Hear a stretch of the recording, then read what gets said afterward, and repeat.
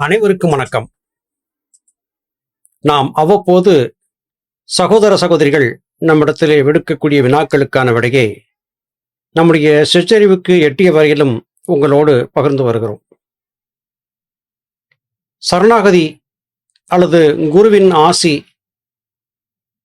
இந்த ஒன்று இருந்துவிட்டால் யோகக்கலையை அதிக பிரயாசை தேவையில்லாமலேயே வென்றுவிடலாம் என்று சொன்னால் உங்களால் நம்ப முடிகிறதா? உங்களால் நம்ப முடியாவிட்டாலும் உண்மை இதுதான். முழு சரணாகதி செய்து கொண்டு விட்ட தன்னுடைய மைந்தனை எந்த ஒரு வினாடியிலும் கைவிட சித்தர் பெருமக்கள் நினைப்பதே இல்லை. ஞானபிதா சுவாமி சிவானந்த பரமஹம்சர் அவர்களுடைய எல்லையற்ற பெருங்கருணையால் அடியேன் அடைந்திருக்கக்கூடிய நற்பலன்கள் அநேகம். இந்த நற்பலன்களுக்காக ஞானபிதாவுக்கு ஆத்மார்த்தமாக ஒவ்வொரு வினாடியும் நன்றி தெரிவித்துக் கொண்டே இருக்க வேண்டியதும் என் கடமையாகிறது. பல விடயங்களை சுவாமி எனக்காக முடித்து கொடுத்திருக்கிறார். ஒரு ஜோதிடர் என்கிற வகையிலே என்னுடைய ஜாதகத்தை பற்றி எனக்கு நன்கு தெரியும். எனக்கு ஆயுட்காலம் முடிந்து நீண்ட காலமாகிறது. ஆனால் இன்னமும் நான் ஜீவித்திருக்கிறேன். வலையொலியிலே எனக்கு தெரிந்த கருத்துக்களை பகிர்ந்து கொண்டிருக்கிறேன். ஞானப்பாதையில் பயணித்துக் கொண்டிருக்கிறேன். இவையெல்லாம் நடப்பதற்கு ஞானபிதாவின் கருணையை அன்றி வேறல்ல என்பதை ஒவ்வொரு நாளும் நான் நன்கு உணர்ந்திருக்கிறேன். எனக்கு ஏற்பட்ட ஒரு சிறிய அனுபவத்தை சொன்னால், சகோதர சகோதரிகளுக்கு குரு விசுவாசம் என்றால் என்ன, அதை நாம் எந்தவிதமான நிபந்தனையுமின்றி கடைபிடிக்க வேண்டியதின் அவசியம் என்ன என்பது விளங்கிவிடும். சுமார் 10 தினங்களுக்கு முன்பு இருசக்கர வாகனத்தில் செல்லும் போது ஒரு சிறு பள்ளத்திலே வண்டியின் சக்கரம் சிக்கி தடுமாறி கீழே விழுந்து விட்டேன். லேசான சிராய்ப்பு காயங்கள், முதுகு பக்கத்திலே சற்று பலமான அடி. விழுந்தவன் விழுந்த இடத்திலேயே மிகுந்த வலிவேதனையோடு எழுந்திருக்க முயன்று கொண்டிருந்தேன். இரவு நேரம், மழை வேறு பொழிந்து கொண்டிருந்தது. சாலை ஓரத்திலே விழுந்திருந்த காரணத்தால் பெரிய பாதக விளைவுகள் ஏதுமில்லை. வாகனங்கள் பல வேகமாக கடந்து சென்று கொண்டிருந்தன. எங்கிருந்தோ வந்த ஒரு தம்பி வண்டியை வேகமாக நிறுத்திவிட்டு என் அருகே வந்து, ஐயா என்ன ஆயிற்று என்று கேட்டார். தடுமாறி விழுந்து விட்டேன் என்று சொன்னேன். என் அருகிலேயே அமர்ந்திருந்து எனக்கு தைரியம் கொடுத்து, ஐயா இங்கிருந்து ஒரு 10 கிலோமீட்டர் தொலைவிலே ஒரு மருத்துவமனை இருக்கிறது, அங்கு சென்று முதலுதவி செய்து கொள்ளலாம், உங்களால் வண்டியை ஓட்ட முடியுமா என்று கேட்டார். வலிவேதனையில் முனகிக் கொண்டிருந்த நான், என்னால் வண்டி ஓட்ட முடியுமா என்பது தெரியவில்லை என்று சொல்லிவிட்டு சற்று நேரம் அமைதியாக இருந்தேன். அந்த தம்பி அவருடைய நண்பர்கள் உறவினர்களுக்கெல்லாம் அலைபேசியிலே அழைப்பு விடுத்தார். ஐயா ஒருவர் கீழே விழுந்திருக்கிறார், யாராவது வாருங்கள் உதவிக்கு என்று. யாரும் வரவில்லை.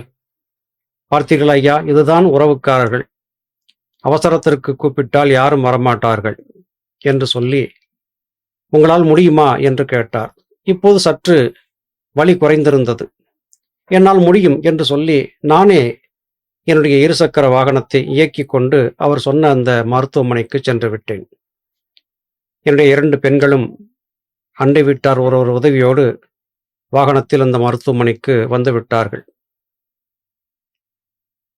அதன் பிறகு முதலுதவி சிகிச்சைகள் செய்து மற்றுமொரு மருத்துவரை சந்தித்த போது சிராய்ப்புகளும் லேசான உள்காயம் தவிர வேறு ஏதுமில்லை,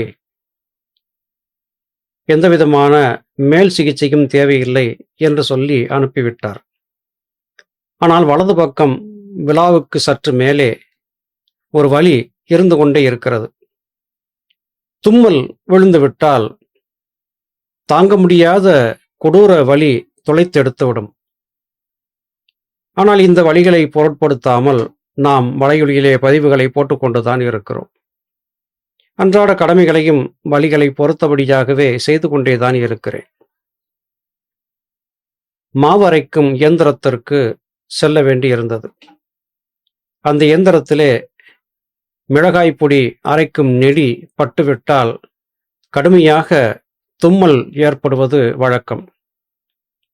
தும்மிவிட்டால் எனக்கு முதுகிலே கடுமையான வலி வரும். இதை சற்றும் நினைவிலே கொள்ளாமல் மறந்தவனாக அந்த அரவை இயந்திர நிலையத்திற்கு சென்று விட்டேன்.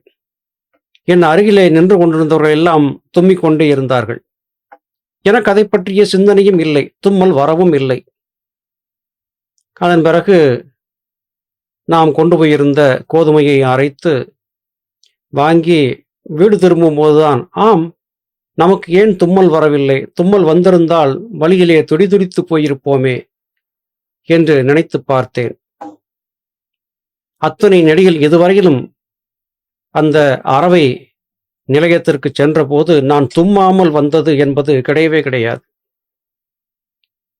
தும்மினால் பிள்ளைக்கு வலி வந்துவிடும் என்று தும்மல் என்கிற ஒன்று எனக்குள்ளே ஏற்படாதபடியாக சுவாமி காத்து நின்றார். சுவாமியின் இந்த கருணையை எண்ணி எண்ணி வியக்காமல் இருக்க முடியவில்லை.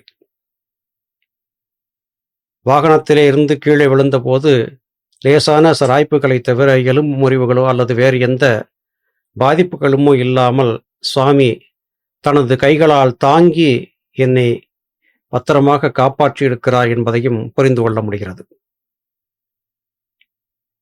இதைப்போல தம்பி ஒருவர் கப்பற்படையிலே பணி செய்து கொண்டிருந்தார்.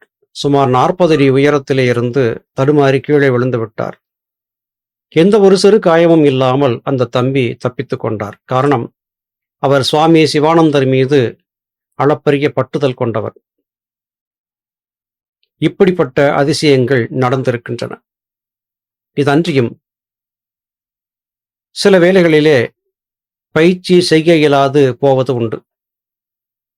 இந்த உடலில் ஏற்பட்ட வலி பாதிப்புகள் காரணமாக நிமிர்ந்திருந்து பயிற்சி செய்ய இயலவில்லை.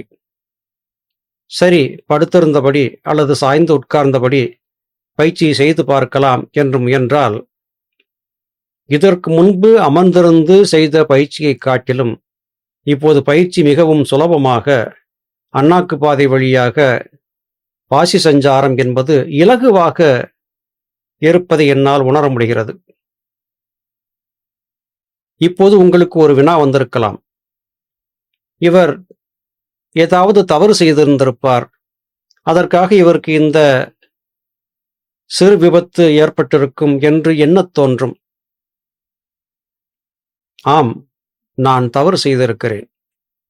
தகுதியற்றவர்களுக்கு, தரமற்றவர்களுக்கு, புரிதல் இல்லாதவர்களுக்கு சித்த வித்தையை காட்டிக் கொடுத்த தவற்றை செய்திருக்கிறேன்.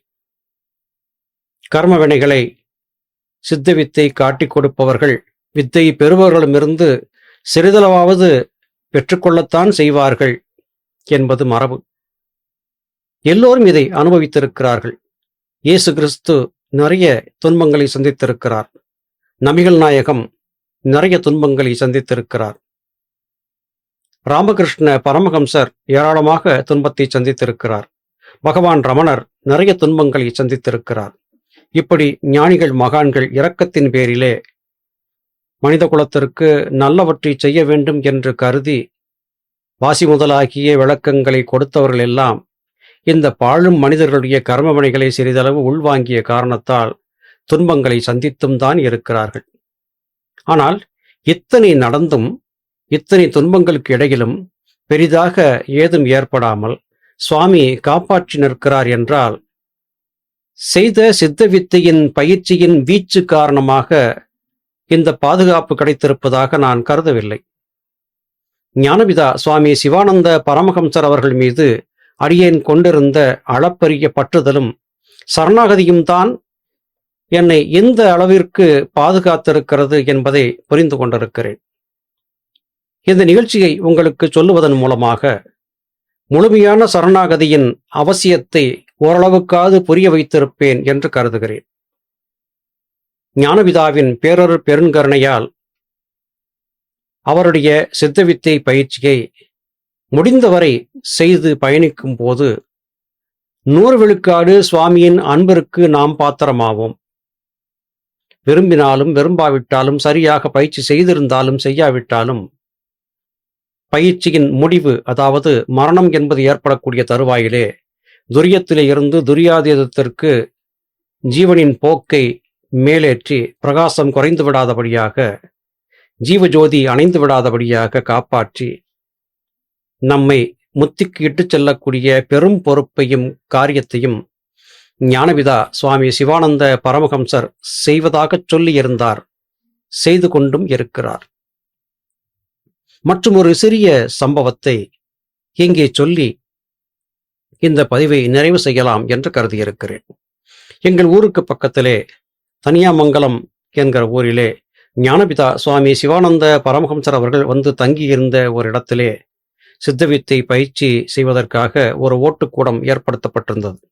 காலப்போக்கிலே அது சிதிலமாகிவிட்ட காரணத்தால் சித்த வித்தியார்த்திகள் ஒன்றிணைந்து ஆளுக்கு சிறிது பணம் போட்டு அதை கெட்டி கட்டிடமாக கட்டி வைத்திருக்கிறோம். அங்கே ஒவ்வொரு 3 மாதத்திற்கு ஒரு முறையும் கூட்டு பயிற்சி நடப்பது வழக்கம்.